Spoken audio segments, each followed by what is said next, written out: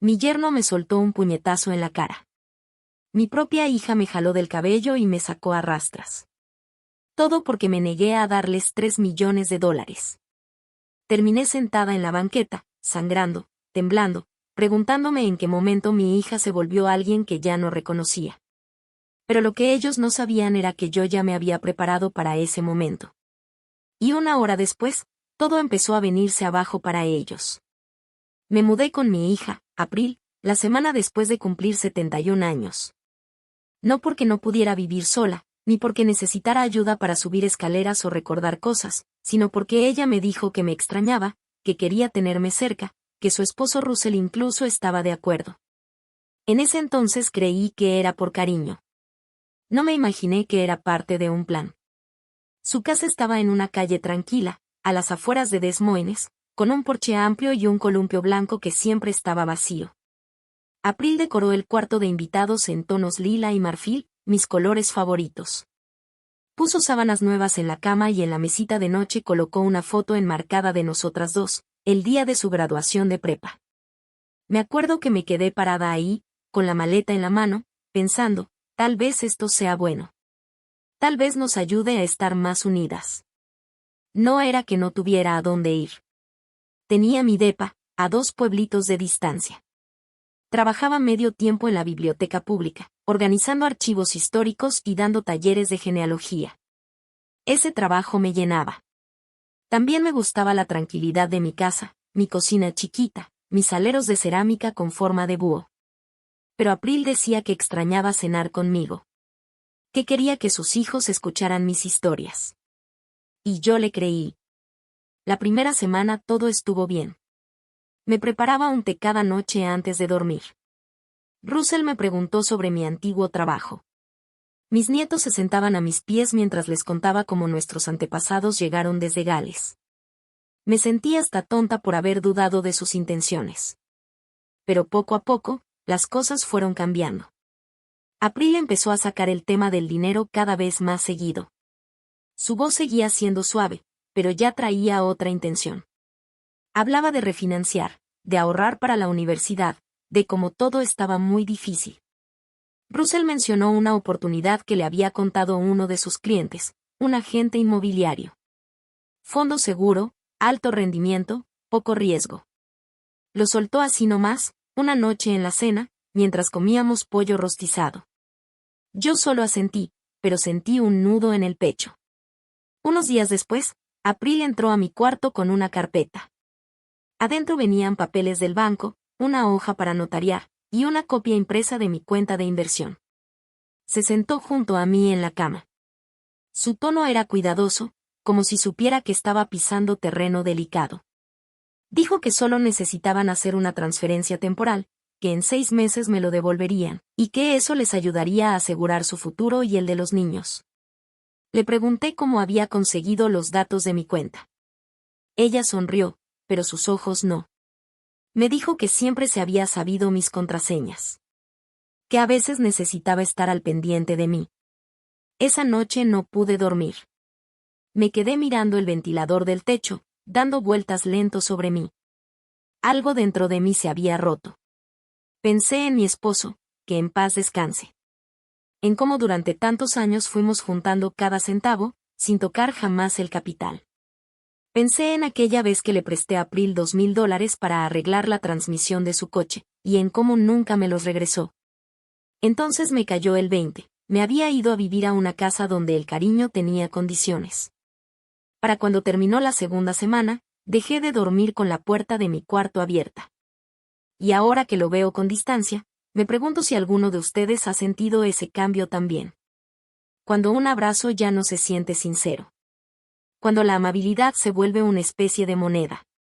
Si alguna vez confiaron tanto en alguien como para mudarse a su casa, solo para acabar sintiendo que las paredes se les venían encima, entonces saben exactamente de lo que hablo. Y si todavía no lo han vivido, quédense conmigo. Porque lo que pasó después lo destapó todo. Y una vez que esa cortina se corrió, ya no hubo manera de fingir. Ni yo, ni ellos, ni nadie. Cuando empezó la tercera semana, las señales dejaron de ser sutiles. Lo noté primero con los tickets del súper. Siempre me ofrecía a pagar lo que consumía. La leche, el pan, mi té de manzanilla especial. Pero una tarde, April dejó el recibo en la barra de la cocina. Le había marcado con pluma roja los productos que yo usé y, al lado, escribió el total. Le pegó un post-it. Tu parte. Gracias. Sin saludo. Sin carita feliz. Solo un número. Esa misma noche me entregó una hoja impresa con el desglose de los servicios de la casa. Todo estaba resaltado con colores, dividido por columnas. Señaló mi nombre al final y, con una voz calmada, me dijo que la justicia empieza con la claridad. Que así es como las familias se mantienen fuertes. Russell no dijo mucho esa noche. Solo asentía mientras veía su celular.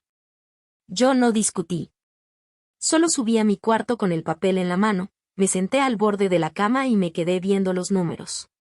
No era tanto dinero. Pero el mensaje era mucho más claro que la cantidad. No querían a una mamá viviendo con ellos. Querían una inquilina. Días después, me encontré a Russell en la cocina, hojeando una libretita negra. Cuando me vio entrar, la cerró rápido, como si escondiera algo. La dejó sobre la encimera y me sonrió como si nada. Esa noche, cuando salieron, abrí el cajón donde guardaba mi carpeta personal. Algo no estaba bien. Las pestañas estaban desordenadas. Algunos papeles ya no estaban donde los había dejado. No necesitaba más pruebas. A lo largo de los años he aprendido a confiar en mi instinto. Y esta vez, me estaba gritando. Algo se traían entre manos. A la mañana siguiente, mientras desayunábamos, April sacó el tema así como si nada, la planificación patrimonial. Me preguntó si alguna vez había pensado en simplificar mis cuentas. Dijo que había leído que tener cuentas conjuntas era más práctico en caso de emergencia. Luego habló de la mamá de una amiga suya, que había puesto todo en un fideicomiso para sus hijos, así ya no había dudas después. No le contesté. Pero ella siguió hablando. Que no se trataba de dinero, que era por claridad, por tener todo en orden, por paz mental. Russell se metió también. Dijo que si quería, él me podía ayudar con los trámites. Que ya lo había hecho antes con sus clientes, que tenía plantillas, que podía hacer todo más fácil. Yo solo veía mi cereal. La leche ya estaba tibia. La cuchara me pesaba en la mano. Esa misma tarde, marqué a mi asesor financiero desde el coche. No quería hablar dentro de la casa. Le pedí que activara alertas para cualquier transferencia, que bloqueara cambios y que pusiera vigilancia a cualquier acceso de IP desconocida. Me preguntó si todo estaba bien. Le dije que solo era por precaución, por si acaso. Para el final de esa semana, April me dio un sobre con documentos. Me dijo que era un formato de transferencia de autoridad, solo un ejemplo para ir viendo. Lo dijo como si me estuviera pasando una receta de galletas. Pero sus ojos se quedaron un poquito más fijos en los míos de lo normal. No abrí el sobre. Lo dejé a un lado y le pregunté cómo iban los niños en la escuela. No insistió. Pero 2 días después, Russell volvió a tocar el tema. Esta vez fue en el garaje, cuando estábamos solos. Me dijo que April solo quería ayudar, que era afortunada de tener una hija que se preocupaba tanto por mí. Y luego, con una sonrisita forzada, soltó, que el dinero solo trae pleitos cuando la gente se vuelve demasiado reservada. Me hice a un lado, regresé a la casa y cerré la puerta de mi cuarto con llave. Esa noche revisé todas mis cuentas. Cambié las contraseñas. Hice una lista con los nombres de las personas en las que sí confío. Escaneé documentos y guardé copias de seguridad en una memoria USB que escondí dentro del forro de mi maleta. No dormí mucho. Todavía no sentía miedo, pero ya me estaba preparando. No era paranoia. Era reconocer un patrón. Y ese patrón, ya lo había visto antes. Solo que no lo quise aceptar hasta ahora. La tercera semana se mezcló con la cuarta. Y con ella, empezó a sentirse un cambio incómodo en la casa. Se notaba en cómo los pasos de Russell tronaban más fuerte por el pasillo, en cómo April ya ni tocaba la puerta antes de entrar a mi cuarto, y en cómo los nietos, de repente, ya no tenían tiempo para estar conmigo. Pequeñas señales. Aislamientos. Primero poco a poco, y luego de golpe. Todo empezó una mañana, cuando encontré mi pastillero en el lugar equivocado. Siempre lo guardaba debajo de la cama. Pero ese día apareció encima de la cómoda. Abierto. El compartimento del martes estaba vacío, y yo todavía no me había tomado nada. No me paniqué. No me eché la culpa. Solo tiré las pastillas y empecé otro juego con el botiquín de viaje. Desde entonces, mis cosas importantes las cargo en una bolsita con cierre que no suelto ni un segundo. Ya no dejo mi café descuidado. Una tarde escuché a Russell en el patio trasero, hablando por teléfono, muy alterado. Caminaba de un lado a otro junto al cobertizo, la voz aguda, como nervioso. No entendí lo que decía. Pero no me gustó el tono. No escuché todo con claridad, pero alcancé a oír que mencionaba palabras como capital, consolidación y tutela legal. Más tarde, ese mismo día, April me preguntó si me molestaría firmar unos papeles para su refinanciamiento. Dijo que era solo una actualización de rutina. Le pregunté por qué mi nombre aparecía como copropietaria en la segunda hipoteca. Se quedó callada justo un segundo más de lo normal.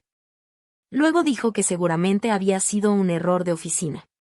Ahí entendí que había subestimado hasta donde eran capaces de llegar. Esa noche, saqué el sobremanila que tenía escondido debajo del forro de mi maleta. Adentro estaban los registros antiguos de las cuentas de mi esposo, copias notariadas de mi fideicomiso, y una lista completa de mis bienes. Desde que él falleció, todo lo había mantenido por separado. Siempre fue nuestro acuerdo. Russell y April no sabían que mi nombre nunca estuvo vinculado a la casa de Iowa. Ellos creían que solo tenía el departamento y mi cuenta de retiro. Pero la verdad era que todavía tenía acceso a una cartera diversificada, parte de ella fuera del país. No era millonaria, pero tampoco dependía de nadie. Al día siguiente fui al banco sin decir nada. Pedí hablar directamente con una gerente. En privado. Le mostré mi identificación y le pedí que revisara todos los intentos recientes de acceso a las cuentas ligadas a mi número de seguro social. Encontraron 2 intentos fallidos de inicio de sesión desde una IP asociada al negocio de Russell. Le pedí a la gerente que pusiera el nivel de seguridad más alto, acceso por huella, cambios solo en persona, y cualquier transacción tenía que ser verificada por voz. No me hizo preguntas. Solo asintió y lo configuró todo. Regresé a casa antes de que cayera el sol. La cena ya estaba servida. April había preparado cerdo al horno con zanahorias cocidas de más. Russell me preguntó cómo me había ido. Le dije que fui al parque. Asintió, conforme. Esa noche casi no pegué el ojo. No por miedo, sino por esa sensación que se te mete en el cuerpo cuando sabes que algo está por reventar. Y así fue. 3 días después, desperté y encontré mi cuarto revuelto. La maleta abierta, los cajones alborotados, hasta el forro de mi abrigo estaba roto. La memoria USB había desaparecido. Me quedé en la puerta, callada, con el corazón latiendo a todo lo que daba. Bajé las escaleras. April estaba en la cocina. Ni siquiera volteó a verme. Russell estaba recargado en el refri, con los brazos cruzados. Pregunté si alguien había entrado a mi cuarto. April dijo que a lo mejor alguno de los niños andaba buscando unas tijeras. Russell dijo que quizá había perdido algo y no me acordaba. Lo dijeron demasiado rápido. No respondí. Subí otra vez, cerré la puerta con seguro y tomé el teléfono fijo que tenía escondido detrás del librero. Era una línea prepago, de esas que solo se usan para emergencias. Mi esposo y yo la habíamos usado hace años cuando nos estafaron con una propiedad. Marqué un número que no usaba desde hacía mucho. Contestó la asistente de mi abogado. Le di la palabra clave. Me pasó en cuanto pudo. En minutos, mi abogado confirmó que podía congelarlo todo. Le pedí a mi abogado que activara el mecanismo de seguridad de mi fideicomiso para eliminar cualquier poder notarial compartido y que notificara de inmediato a mi custodio en el extranjero que había habido un intento de fraude. También le pedí que presentara una denuncia preventiva ante los servicios de protección para adultos. Solo para dejar constancia. Aún no estaba acusando a nadie, pero quería que quedara un rastro. Después, preparé una maletita con lo más necesario. No me apuré. No lloré. Simplemente, actué. Esa noche, al bajar las escaleras, vi a Russell parado junto a la chimenea, sosteniendo mi memoria USB en la mano. No dijo nada. Tenía una expresión de suficiencia, como si estuviera muy seguro de sí mismo. April estaba detrás de él. Su cara era imposible de leer. Les dije que saldría a caminar un rato. No intentaron detenerme. En la esquina, me subí a un sedán negro que ya me esperaba. Mi abogado había enviado a un chofer. Nos fuimos directo a un lugar seguro que yo misma había preparado años atrás, una casita en Ames, registrada a nombre de un amigo de la universidad que me debía un favor desde hacía mucho. Al día siguiente, congelé todos los bienes compartidos, activé una alerta de fraude, y transferí todo a un fideicomiso protegido e irrevocable. Y por primera vez en semanas, dormí. No profundamente. Pero dormí sin miedo. Sin estar al pendiente de cada ruido. El silencio de esa casa era distinto. No se sentía pesado como en la casa grande. Se sentía como un cobijo, como si me abrazara. Por primera vez en mucho tiempo, volví a escuchar mi respiración. Esa noche me senté en la mesa de la cocina, con una taza de té de menta caliente, mirando la pila de documentos que mi abogado me había enviado. Cada página tenía una razón de ser. Cada firma que puse esa noche me devolvió un pedacito de mi vida. Durante los siguientes 3 días, me quedé ahí, en esa casita tranquila de Ames, con las cortinas cerradas y los teléfonos en silencio. No vi noticias. No revisé el celular. No hablé con nadie. Solo pensé. Pensé en cómo llegamos hasta aquí. En cómo 2 personas a las que abracé desde bebés, April y Russell, pudieron convertirse en personas tan frías, tan calculadoras. A la mañana siguiente, recibí un correo del banco, hubo un intento de acceso con credenciales antiguas. Luego llegó otro mensaje, esta vez de mi abogado. Ya había hablado con el administrador del fideicomiso. Todos los activos ya estaban transferidos. La nueva estructura era intocable, irrevocable. Y las nuevas fideicomisarias sucesoras, 2 mujeres de mi club de lectura, ambas profesoras jubiladas, ahora tenían el control legal si algo me llegaba a pasar. Esa misma tarde, solicité una llamada con el investigador principal de servicios de protección para adultos. Ya habían abierto una investigación discreta, por precaución. Les entregué todo. Cada incidente. Cada documento. Cada foto que tomé a escondidas después de que revisaron mis cosas. Les di una línea de tiempo detallada, hasta con la hora exacta en la que empecé a notar que me estaban manipulando. Todavía no pensaba levantar cargos. Pero quería que quedara constancia. La agente con la que hablé fue paciente, clara y directa. No me dio falsas esperanzas, pero me dijo algo que no había escuchado en mucho tiempo. Me dijo que había hecho lo correcto. Que no estaba sola. Esa misma noche, manejé de regreso a la ciudad. No fui a su casa. Fui a casa de mi amiga Patrice. Me recibió con los brazos abiertos. Sin hacerme preguntas, sin juzgar. Solo me dio un guisado calientito y una recámara de visitas impecable. Estando ahí, por fin me dejé sentir todo el peso. La traición no era solo por dinero. Era por borrarme.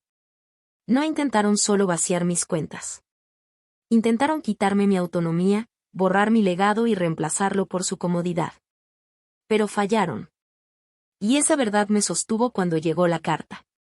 Era un aviso, impreso, de un despacho de abogados que representaba a Russell y April. El tono era seco, distante. Expresaban preocupación por mi desaparición repentina y solicitaban una reunión voluntaria para revisar la estructura de mi patrimonio. Afirmaban que podía estar bajo influencia indebida, que quizás alguien me estaba presionando para eliminarlos. Hacían alusión a mi edad y a una supuesta confusión reciente. Le pasé la carta a mi abogado. Él solo sonrió al leerla, sacó una copia, subrayó cada frase ambigua, y redactó una respuesta firme pero cortés. Adjuntó pruebas de mi capacidad legal, evaluaciones cognitivas recientes que me hicieron durante mi último chequeo médico, y describió punto por punto la cronología de los hechos que ya habíamos documentado. Además, copió la respuesta a los servicios de protección para adultos y a la Junta Federal de Supervisión. Al día siguiente, me contactó un detective de la Unidad de Delitos Financieros. El banco había marcado los intentos de acceso como parte de un patrón más amplio de explotación hacia personas mayores que ya estaban investigando. El nombre de Russell ya había salido antes. El de April también. 2 días después, me senté frente al detective y le conté todo. No solo lo que pasó con los papeles y el dinero, sino también el desgaste emocional. Como April lanzaba comentarios pasivo-agresivos sobre mi salud. Como Russell usaba el silencio como forma de manipulación. Como entre los dos fueron minando mi independencia, disfrazando todo de preocupación. El detective asintió, tomó nota y me preguntó si estaría dispuesta a testificar si se requería. Le dije que sí. Pero sobre todo, le pedí algo más, protección. No para mí. Para otras mujeres como yo. La semana siguiente me reuní otra vez con mi abogado para redactar una declaración jurada formal. Quedaría confidencial, a menos que la investigación pasara a una acusación oficial. Pero ya no había duda. No estaba exagerando. No me lo había imaginado. Yo lo vi. Y actué. La última acción que tomé esa semana fue simbólica, pero poderosa. Cambié el nombre del fondo benéfico que había creado hace años con mi esposo. Antes llevaba el nombre de nuestro aniversario. Ahora lo renombré como Fideicomiso Elellanena, en honor a mi abuela. La mujer más fuerte que he conocido. Reestructuré el fideicomiso para que, cada año, una parte de los intereses se destinara a mujeres mayores de 65 años que hubieran sobrevivido al abuso financiero dentro de sus propias familias. No buscaba venganza. Lo que necesitaba era un propósito. Y con ese simple cambio, sentí algo moverse dentro de mí, como si me soltara una carga. La rabia no desapareció, pero dejó de consumir. Para finales del mes, ya me había mudado oficialmente. Patrice me ayudó a encontrar un depa de 2 recámaras en una colonia tranquila, con banquetas anchas y robles enormes que daban sombra en las tardes. Fui desempacando poco a poco, sin prisas. Puse fotos de mi esposo en los estantes, y enmarqué una copia del certificado del fideicomiso, con el nombre de mi abuela grabado hasta arriba. Esa noche preparé una taza de té, me asomé por la ventana y me quedé viendo cómo el viento movía las ramas de los árboles.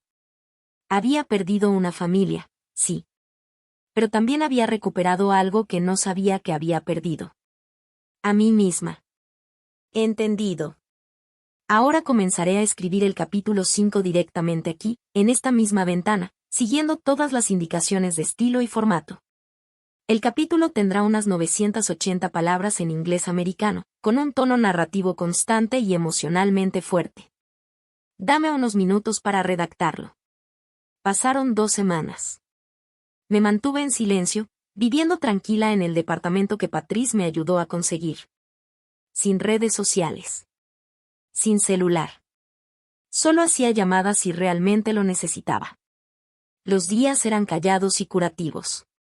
Volví a caminar cada mañana justo antes del amanecer, sin música, sin audífonos. Solo el sonido de la grava bajo mis pies y el canto de los pájaros despertando. Entonces llegó la carta del Tribunal de Sucesiones. Había sido enviada a mi antigua dirección, pero fue redirigida por mi abogado. Dentro venía una petición firmada por April y Russell. Solicitaban una audiencia formal para declararme incapaz de manejar mis propios bienes. Invocaban la ley de protección a los adultos mayores, alegando que tenía deterioro mental y que estaba siendo manipulada por terceros para su beneficio económico. La ironía sería chistosa, si no fuera tan cruel. Anexaron una declaración jurada firmada por 2 de sus conocidos. Gente que yo apenas había visto 1 o 2 veces en mi vida. Decían que me notaban confundida, que olvidaba cosas, y que en una carne asada familiar supuestamente pregunté lo mismo 3 veces. Ridículo. Pero lo presentaron ante el tribunal. Y eso lo volvía asunto público. Volví a reunirme con mi abogado. No se inmutó. Ya lo esperaba. Tenía un plan claro, sereno, como siempre. Responderíamos con documentos, pruebas contundentes. Evaluaciones del Dr. Kers, mis exámenes cognitivos, declaraciones juradas de mi asesor financiero, de 2 vecinos y de 3 miembros del comité de la iglesia al que serví durante 6 años. Personas que me conocían desde hacía mucho más tiempo, y de verdad. Mucho más que Russell o los testigos improvisados de April. Pero había algo más. Algo que no esperábamos. El detective con el que me había reunido semanas atrás volvió a buscarme. Habían salido a la luz unas grabaciones de cámaras de seguridad, no las mías, sino las del banco donde se veía a Russell intentando acceder a cuentas ligadas a mi nombre. 2 intentos distintos. En ambos usó documentos que ya habían sido marcados como alterados. Eso, por sí solo, no bastaba para presentar cargos. Pero al sumarlo al patrón de comportamiento, se empezó a armar un caso.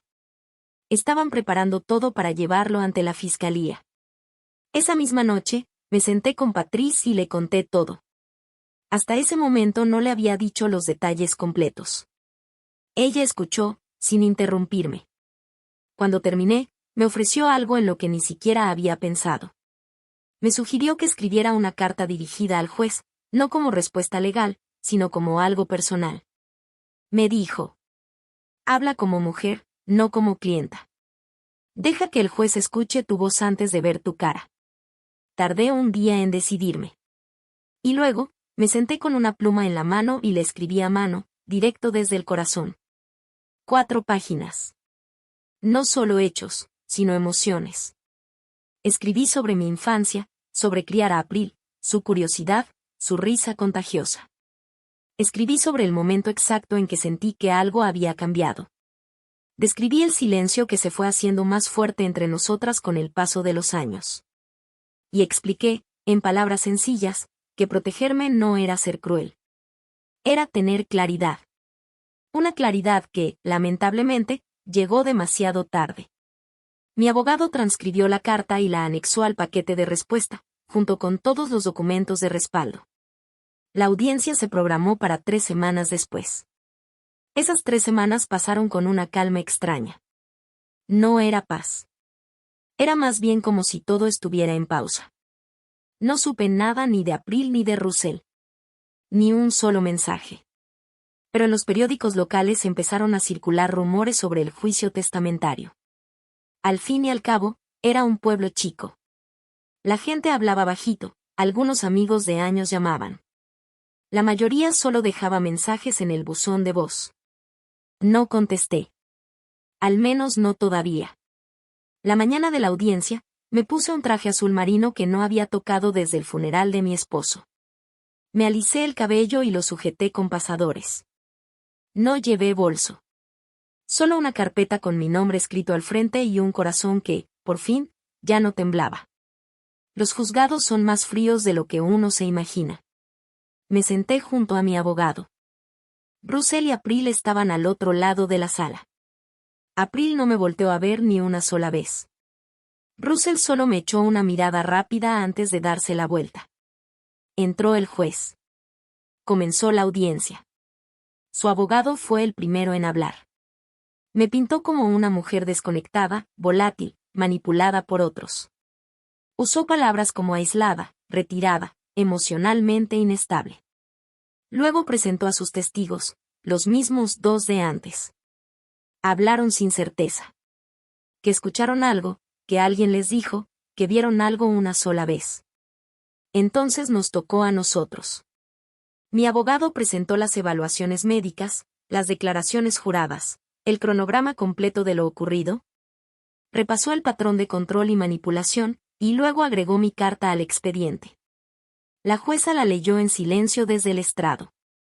Cuando levantó la vista, solo dijo esto, que era raro ver tanta claridad en alguien acusado de incapacidad. La jueza desechó la solicitud sin pensarlo 2 veces. Dijo que no solo era infundada, sino también un abuso del proceso legal. Envió el caso para revisión futura, pero por el momento, quedó cerrado. Salimos del juzgado sin decirle una sola palabra ni a Russell ni a April. Ya no había nada más que decir. De regreso en casa, Preparé un té y me senté en el balcón por primera vez. El cielo se veía enorme, de un dorado tenue. El aire olía a lluvia. Más tarde esa misma noche, recibí un correo de un pequeño grupo que defiende los derechos de las mujeres. Alguien del juzgado les había compartido mi carta. Me preguntaban si estaría dispuesta a hablar en su próximo foro. No sobre el juicio, sino sobre resiliencia, sobre cómo recuperar tu identidad, sobre sobrevivir a las traiciones silenciosas. Cerré la laptop. Todavía no estaba lista. Pero esa idea se me quedó dando vueltas, porque tal vez sanar no se siente como cerrar un capítulo. Tal vez se parece más a esto, un lugar tranquilo, tu nombre limpio, y una voz que, al fin, vuelve a tener fuerza. La semana después de la audiencia, algo dentro de mí cambió. No fue alivio. No exactamente. Era algo más callado, más hueco. Como si estuvieras en una casa vacía. Los ecos no eran fuertes, pero estaban por todos lados. Había ganado, sí. Pero no se sentía como una victoria. Más bien, era como irte sola de un campo de batalla, cargando solamente con el silencio de lo perdido. Ese fin de semana me quedé en casa. Patrice llegó con unas compras y un ramo de tulipanes. No hablé mucho, y ella no me presionó. Solo se sentó conmigo mientras regaba las plantas y limpiaba los cajones de la cocina. Fue la primera vez que noté lo tranquilas que estaban mis manos. Sin temblores, sin rigidez. Solo una firmeza lenta, como si algo por fin se estuviera acomodando. Esa noche me senté junto a la ventana, en la mesita, y abrí la caja que había traído de la casa vieja. Había fotos, diarios, y la carpeta de cuero donde guardaba todas las cartas que Russell me escribió cuando íbamos a la universidad. Su letra insegura, sus chistes, las promesas que me hacía de cuidarme cuando fuéramos viejos. Me quedé mirando una carta largo rato. Luego la dejé a un lado sin decir nada. Saqué mi diario. No el de listas o contraseñas, sino ese sin rayas. El que no había tocado desde el año siguiente a la muerte de mi esposo. Pasé a una hoja en blanco y escribí una sola línea. Sigo aquí. No estaba segura de qué quería decir con eso exactamente, pero las palabras se sentían reales. Firmes. 3 días después, me reuní de nuevo con mi abogado. No porque fuera necesario, sino porque quería hablar de los siguientes pasos. No legales, sino personales. Habló del fideicomiso, del Fondo Leyanena, y de cómo la primera ronda de apoyos podría liberarse en unos 6 meses. Comentó que ya estaban llegando solicitudes, mujeres de todas las edades, con historias de pérdida, de resistencia, de esas reinvenciones que nadie aplaude pero que sostienen la vida. Luego me miró y me preguntó si quería mantenerme en el anonimato. Me lo pensé mucho. Pensé en lo que implicaba ser visible, que tu nombre quedara ligado a algo que, tal vez, un día, podría sostener a otra persona en su momento más oscuro. Alzar la voz no a pesar de lo vivido, sino precisamente por eso. Le dije que no. Quería que llevara mi nombre. Esa noche salí a caminar por el vecindario. Pasé por un parque con bancas pintadas de azul clarito y niños corriendo en círculos. Me senté un rato, dejando que la luz del atardecer me diera en la cara, y pensé en April. Sin enojo. Ni siquiera con tristeza. Solo con calma. Ella también había tomado su decisión, al igual que Russell. Y ahora yo había tomado la mía. Pero esta vez, no desde la reacción. No se trataba de proteger lo que tenía. Se trataba de elegir en qué quería convertirme. Ya en casa, preparé un té y abrí un documento en blanco en mi computadora. Por primera vez en años, empecé a escribir mi historia. No como si fuera un caso, ni como si fuera un artículo. Sino como lo que es, una vida. Una vida tranquila, llena de imperfecciones. Mía. Empecé con la frase que había escrito en mi diario, sigo aquí. Y a partir de ahí, las palabras salieron solitas, como si hubieran estado esperando. 3 semanas después de decidir hacer pública mi participación en el Fondo Leyanena, me llegó una carta de parte de un investigador federal. Iba dirigida directamente a mí, no por medio de mi abogado ni por conducto oficial. Firmada a mano, con letra clara, sin burocracia, solo una frase discreta al final. Estaban reabriendo la investigación contra Russell. Mis dedos no temblaron al soltar la carta. No sentí miedo. Solo una presión en el pecho. Como si el pasado me recordara que aún no había terminado conmigo. Al día siguiente me reuní con el investigador. Parecía demasiado joven para cargar con tanto poder, pero tenía una mirada firme y paciente. Me explicó que habían detectado varias transferencias sospechosas en una investigación más amplia sobre abuso financiero a personas mayores en el condado. Y dos nombres se repetían una y otra vez, Russell y April. Lo escuché. Le entregué lo que tenía. Pero más que eso, le di lo que nadie más podía ofrecer, la historia detrás de los números. No fue una queja, ni una lista de reproches. Solo hechos. Claros, serenos. Como el cristal. Como April fue accediendo poco a poco a mis cuentas en línea. Como Russell me presionó para firmar un poder notarial sin darme tiempo para pensarlo. Como, durante un tiempo, llegué a pensar que eso era normal. Incluso que era cariño. El investigador se inclinó un poco hacia mí. Dijo que ya habían solicitado al banco las grabaciones de voz relacionadas con varias transferencias. En una de ellas, un hombre se hacía pasar por mi yerno y usaba mi nombre completo, y mi número de seguro social. El detalle es que la voz no era la mía. Y ese permiso jamás quedó grabado. La justicia empezó a moverse, y ya no era yo la única que notaba cómo rechinaban los engranajes. Esa noche me senté sola en la sala, sin prender las luces. Lo único que se escuchaba era el zumbido del refrigerador desde la cocina. No lloré.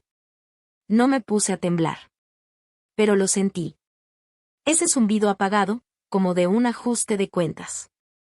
No sabía a venganza. Sabía a peso. A verdad. 2 días después, Patrice pasó por la casa. Traía una carpeta llena de informes y recomendaciones de la junta que habíamos formado de manera discreta para el fondo Eleya Nena. Querían crecer. Recibir más solicitudes. Tener mayor alcance. Iniciar una colaboración con una universidad que capacitaba a mujeres en alfabetización digital y educación financiera. Revisé la propuesta, hasta que me detuve en un párrafo casi escondido al final. Una serie de charlas.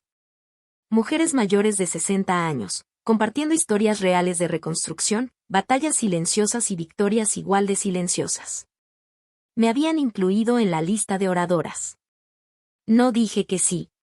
No dije que no. Esa noche volví a sentarme en el balcón. El aire estaba pesado con el calor típico de principios de verano. Se escuchó una sirena a un par de calles, pero ni siquiera me moví.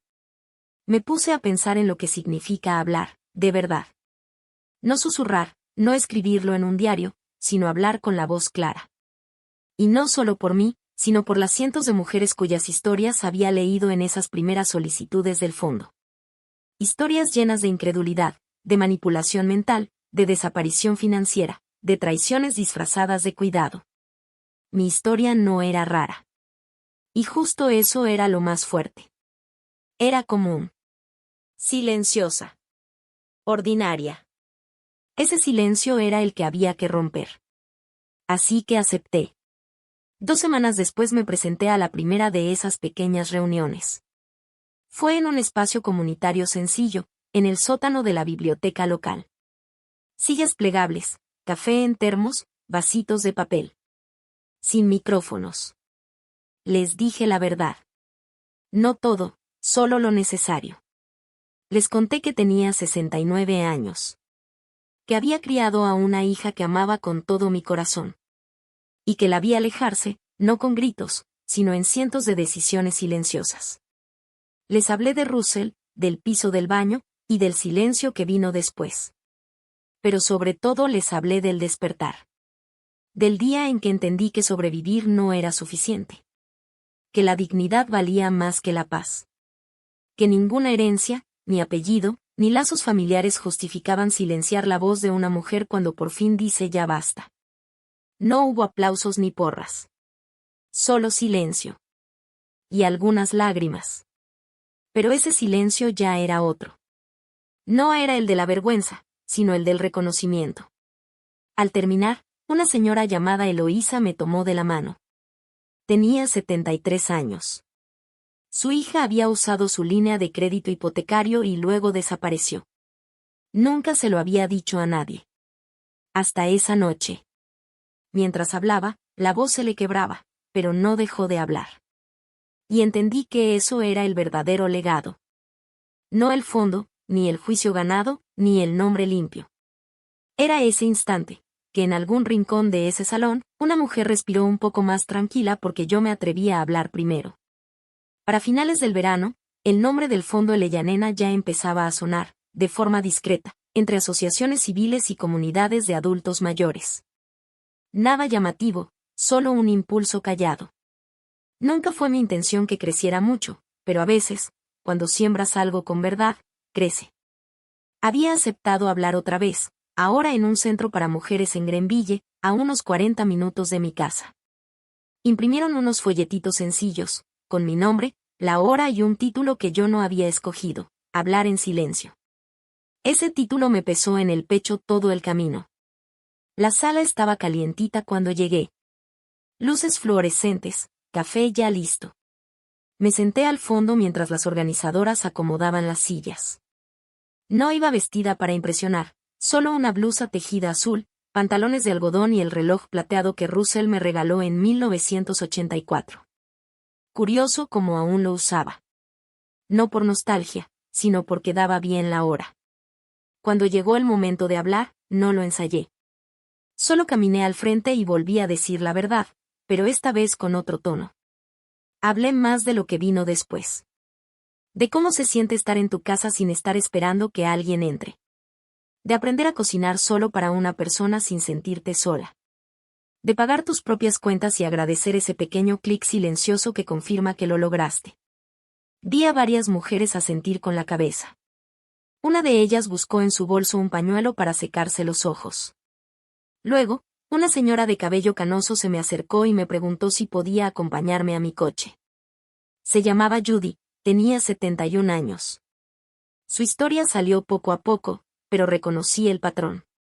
Una hija que empezó a encargarse de sus cuentas, un yerno que se ofreció a manejar los trámites, y de repente ya no podía acceder ni a su propia cuenta bancaria.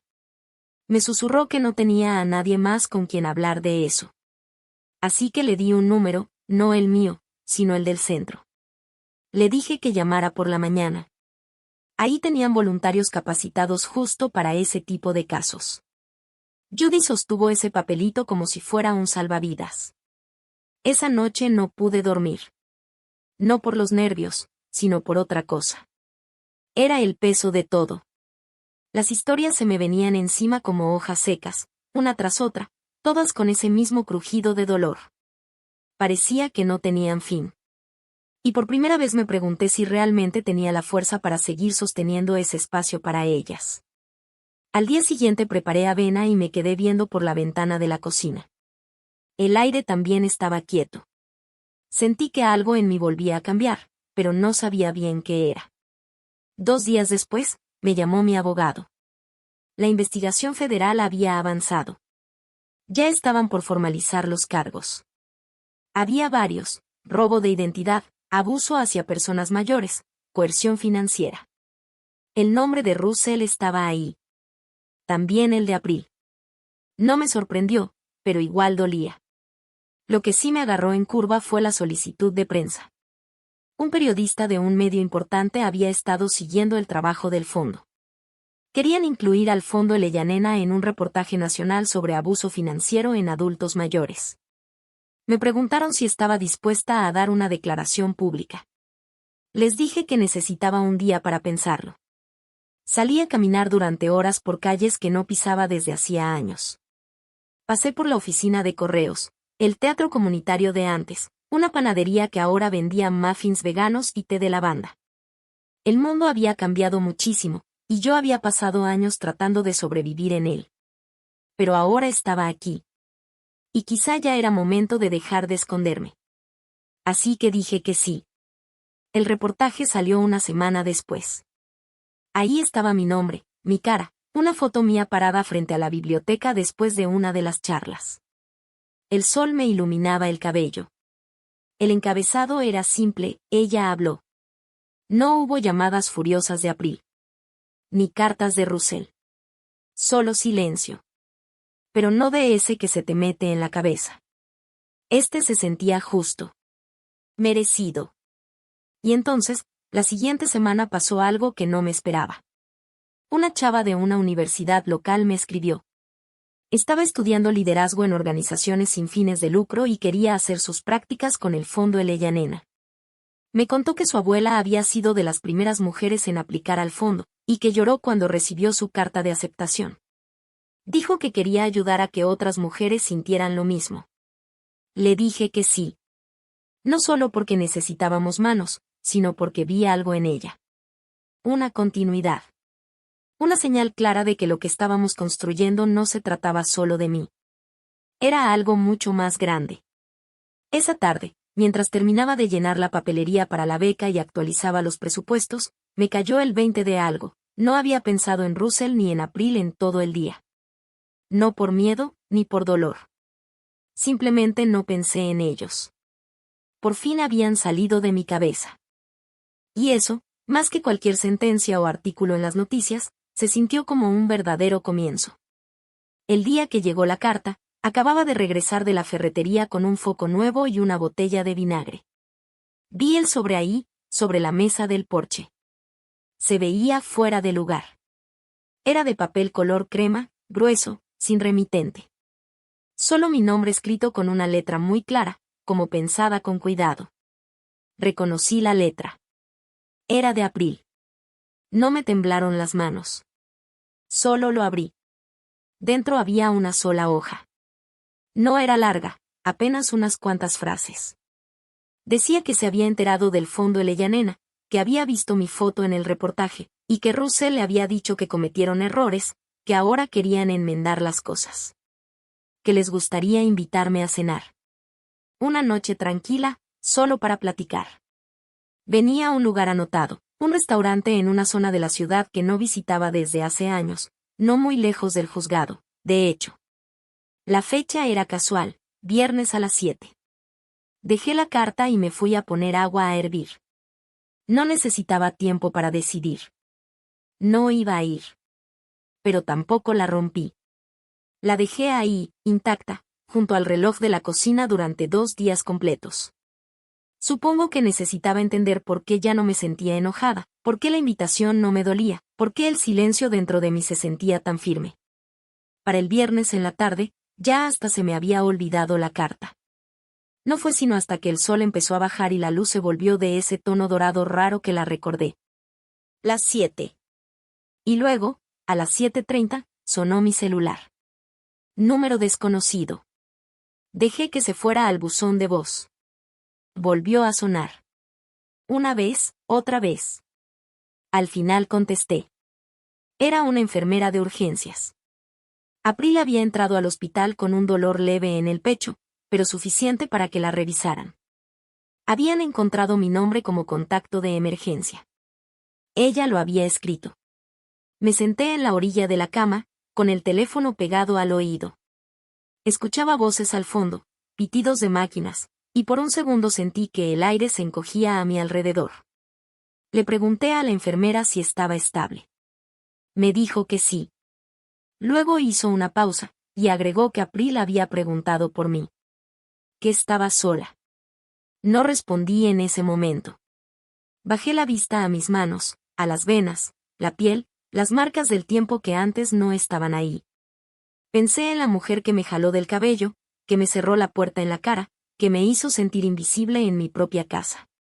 Y luego pensé en la niña que se quedaba dormida en mi pecho todos los domingos por la tarde después de la iglesia. La que lloró cuando perdió su elefante de peluche. La que me hacía trencitas con sus deditos y me decía en voz bajita que olía a lavanda y a papel. Así que fui, no porque la hubiera perdonado, sino porque algo dentro de mí necesitaba verla tal como era ahora. La habitación estaba en silencio cuando entré. Se veía más chica de lo que recordaba, con el cabello recogido a medias, y una vía intravenosa goteando lentamente a un lado de su cama. Abrió los ojos y parpadeó. Por un momento, no la reconocí. Y luego movió los labios. Dijo mi nombre. No le contesté. Solo acerqué la silla y me senté. La enfermera asintió y cerró la puerta detrás de mí. Nos quedamos en silencio un buen rato. Entonces April dijo que lo había leído todo, los artículos, los testimonios, las entrevistas. Dijo que no se había dado cuenta de lo lejos que había llegado, que no sabía en lo que se había convertido. Que Russell era el que siempre empujaba, que ella solo quería proteger lo que habían construido. La escuché. No dije nada. Luego me preguntó algo que no esperaba, que si el fondo Leyanena había sido un mensaje para ella. Negué con la cabeza. Le dije que nunca se trató de venganza. Que se trataba de poder volver a respirar. Se le llenaron los ojos de lágrimas, pero no lloró. Dijo que no podía deshacer lo que había hecho. Pero que quería empezar de nuevo. No como madre e hija, no con etiquetas, solo como dos personas que alguna vez compartieron algo de verdad. Me levanté entonces, no de golpe, sino tranquilo, con calma. Le dije que no la odiaba, pero también le dije que ya no era mía, que mi paz no dependía de su arrepentimiento. Y luego salí. Afuera, el cielo ya se había puesto azul marino. El estacionamiento del hospital estaba lleno de movimiento. Exhalé, no por alivio, sino por algo más profundo. Acababa de mirar a los ojos a la mujer que una vez me rompió por dentro, y ya no tenía poder sobre mí. Esa noche preparé sopa, no porque tuviera hambre, sino porque quería probar algo cálido, algo que me diera tranquilidad. Encendí una vela, no para rezar, solo por esa luz suave que da un poco de paz. Y por primera vez en muchos años, dormí toda la noche sin despertarme ni una sola vez.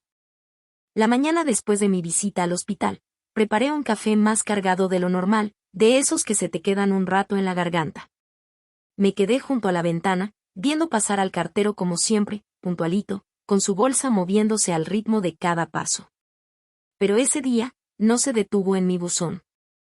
Cruzó el pasto directo hacia mí y me entregó un sobre en mano. Era de la oficina del fiscal de los Estados Unidos. Cerré la puerta y me senté antes de abrirlo. Mis dedos se movían con decisión, y por dentro, en lugar de miedo, sentía que algo en mí se afirmaba, como si me estuviera preparando. La carta confirmaba lo que había estado esperando en silencio. Se habían presentado cargos federales contra Russell. Fraude, coacción y abuso financiero contra un adulto mayor.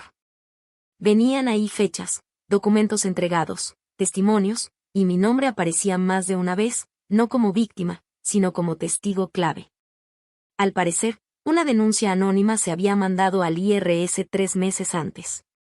La auditoría destapó lo suficiente para que abrieran una investigación más grande.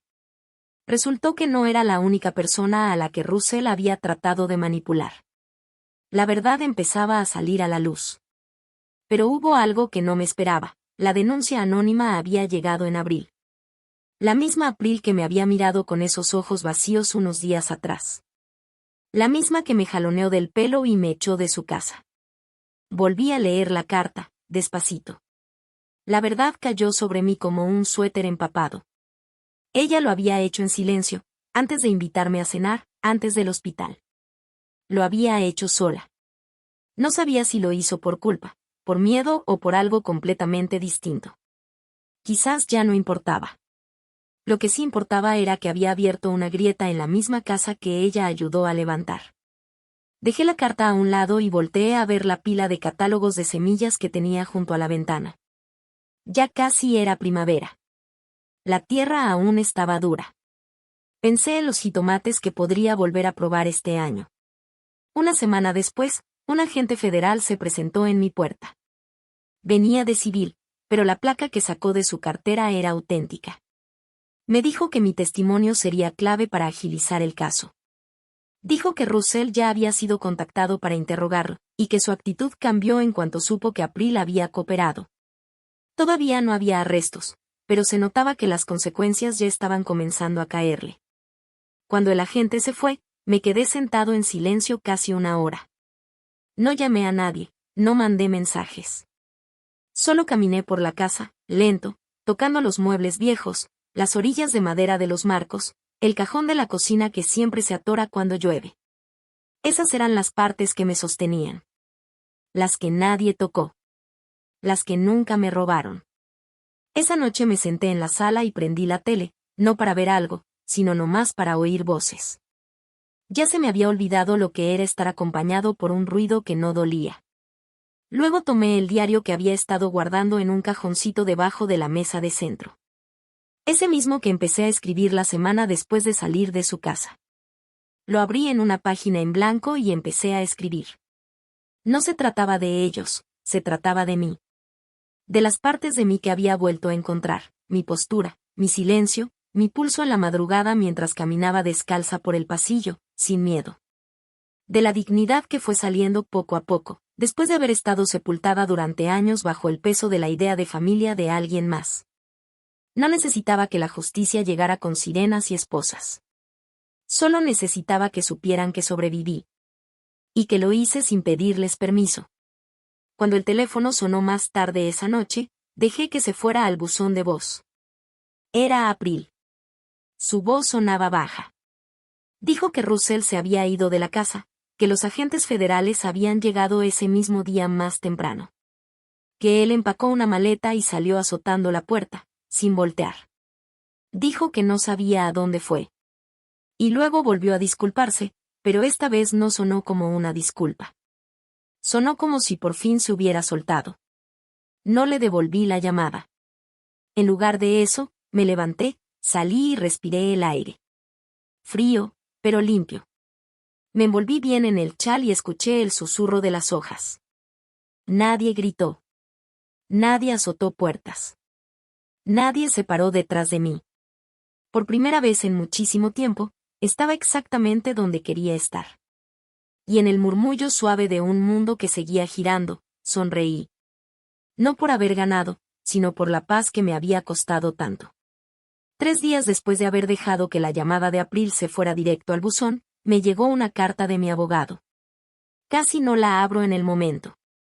Mis mañanas habían vuelto a ser algo sagrado.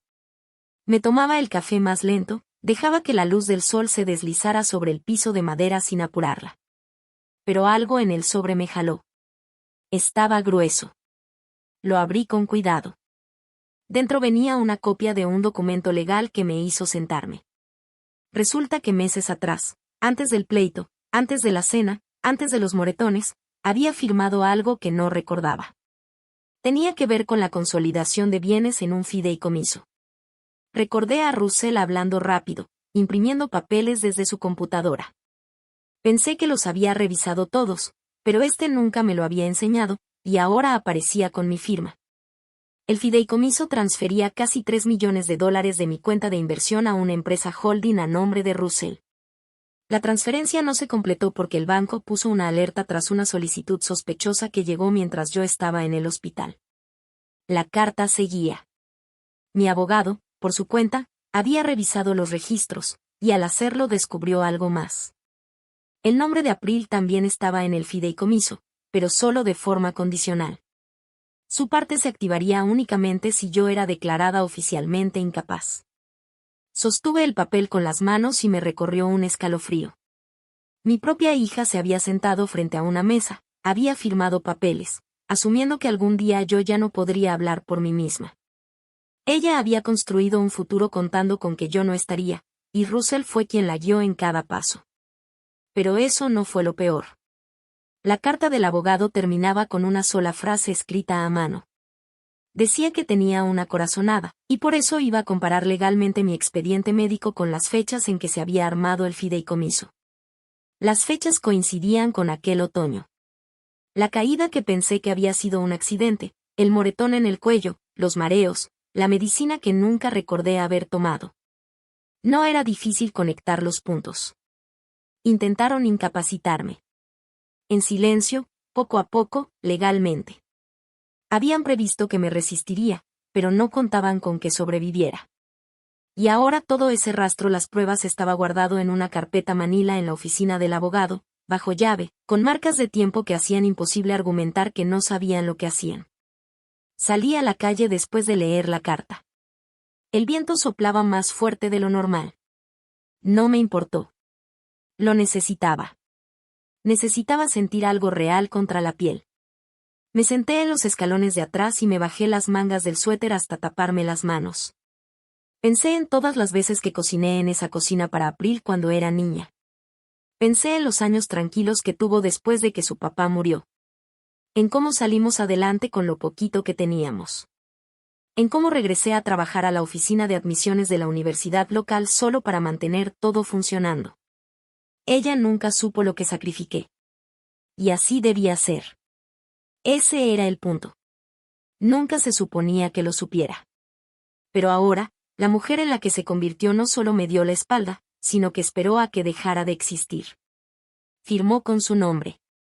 Y Russell lo planeó todo como si fuera una partida de ajedrez. Frío. Calculador. Creyendo que yo jamás notaría el jaque mate que se venía. Pero subestimó lo único que no debía. Yo ya había pasado por cosas peores. El capítulo de mi vida con April y Russell estaba por cerrarse. No con gritos, no con escándalos legales. Solo con una mujer sentada en su porche trasero, apretando con fuerza su taza de café, con el pulso firme y la dignidad intacta. Porque sobrevivir no hace ruido. Es silencioso, fuerte y absoluto. Era jueves por la mañana cuando entré sola al juzgado. Sin maquillaje, sin joyas, sin prisas. Los papeles ya se habían presentado. Mi abogado se encargó de todo. Pero igual fui, porque necesitaba estar ahí, sentirlo. Pararme sobre ese mármol frío y ver cómo se cerraba ese capítulo. El secretario del tribunal alzó la vista, reconoció mi nombre y asintió con la cabeza, en silencio. La constitución del fideicomiso fue anulada en privado. Los fondos congelados fueron devueltos. El poder notarial inválido, cancelado. Y mi nombre completo, legal, limpio fue restituido como la única autoridad sobre mi propia vida. No hubo aplausos. Nadie celebró. Pero algo muy profundo dentro de mí exhaló, por primera vez en muchos, muchos meses. Afuera, me senté en la banca que está frente a las escaleras del juzgado. El sol se sentía más cálido que en semanas anteriores. Llevaba conmigo un frasquito con té. Lo tomé despacio, dejando que el calor se esparciera por mi cuerpo, reconfortante, firme. Pasó una señora, mayor que yo, empujando un cochecito con un perrito dentro. Cruzamos la mirada por un instante. Le di una leve inclinación de cabeza y, por un segundo, sentí que lo entendía.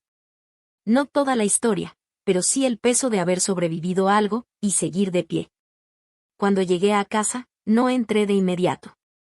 Rodeé la casa y me detuve junto al viejo banco donde solía poner las macetas. Mis manos necesitaban tocar la tierra, sentir algo vivo entre los dedos, volver a sembrar algo. Esa tarde planté 3 charolas de pensamientos, morados y blancos. Cositas pequeñas pero fuertes. Al principio parecen frágiles, pero aguantan incluso las heladas. Regresan incluso después de que el frío intenta acabarlas. Una semana después, Russell llamó. Dejé que sonara. Me dejó un mensaje de voz. Su tono era más bajo de lo normal. Dijo que lo sentía. Que April quería hablar. Que se habían equivocado. Lo borré. Unos días después llegó un sobre. Sin remitente. Solo mi nombre. Adentro venía una foto, April, más joven, cargando a su hija, con una sonrisa en la cara. Los bordes estaban gastados. La sostuve un momento. No lloré, pero tampoco la tiré. La guardé en el cajón de mi escritorio. Ese que casi nunca abro. Ahí donde guardo las cosas que aún importan, pero que ya no me definen. Ya no estoy enojada. No exactamente. Ahora hay un silencio. Un tipo distinto de tranquilidad. No es vacío, es claridad. Como cuando por fin limpias un cuarto de los ecos que ya no te pertenecen. Y en ese silencio encontré algo. Paz. No el tipo de paz que viene cuando se hace justicia, sino la que nace cuando decides elegirte a ti misma. Cuando recuperas el aire, la voz, tu lugar. Ya no vivo reaccionando a lo que me hicieron. Vivo respondiendo a lo que ahora soy. Si esta historia te hizo pensar en alguien que alguna vez quiso apagar tu valor, Ojalá sepas que nunca es demasiado tarde para volver a alzar la voz. ¿Alguna vez te alejaste de alguien a quien amabas para proteger esa parte de ti que esa persona intentaba borrar? Tu historia también importa. Compártela abajo si quieres, o si simplemente necesitas saber que no estás solo.